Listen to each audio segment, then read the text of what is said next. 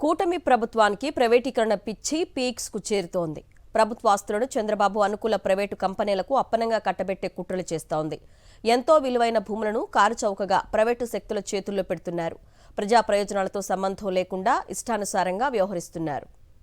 సంపద సృష్టిస్తానంటూ అధికారంలోకి వచ్చిన చంద్రబాబు సర్కార్ ప్రభుత్వ ఆస్తులను గంపగుత్తగా ప్రైవేటు సంస్థలకు దారదత్తం చేస్తోంది.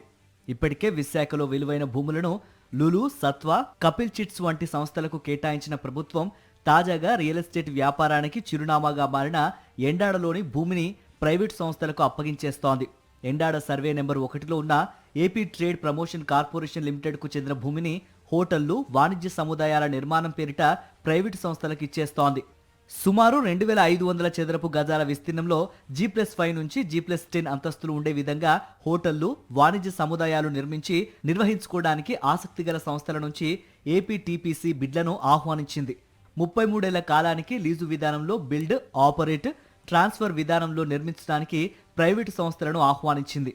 కాలపరిమితి తీరిన తర్వాత ఏపీటీపీసీ సమ్మతి మేరకు లీజును పొడిగిస్తామని టెండర్ నిబంధనల్లో స్పష్టంగా పేర్కొంది. ఆసక్తిగల సంస్థలు ఈ నెల 19లోగా బిడ్లు దాఖలు చేయాలని సూచించింది. ప్రస్తుతం ఎండాడ ప్రాంతంలో వాణిజ్య భవనాల అద్దె చదరపు అడుగు 40 రూపాయలకు పైనే పలుకుతోంది. ఇప్పుడు ఏపీటీపీసీ అభివృద్ధి చేస్తున్న 2500 చదరపు గజాలు అంటే 22,500 అడుగుల విస్తీర్ణానికి తక్కువలో తక్కువ ఎంత కాదన్నా నెలకు 9 లక్షల నుంచి 10 లక్షల రూపాయల వరకు అద్దె లభిస్తుంది. కానీ చంద్రబాబు ప్రభుత్వం ఈ భూమికి కనీస అద్దెను 4 లక్షలుగా నిర్ణయించింది. 4 లక్షలకు పైన ఎవరు ఎక్కువకు కోట్ చేస్తే వారికి ఈ స్థలాన్ని అప్పగిస్తారు. నిర్దేశించిన ధర కంటే ఎక్కువ కోట్ చేసిన మొత్తంపై ఏడాదికి 3% రాయల్టీ చెల్లించాల్సి ఉంటుంది.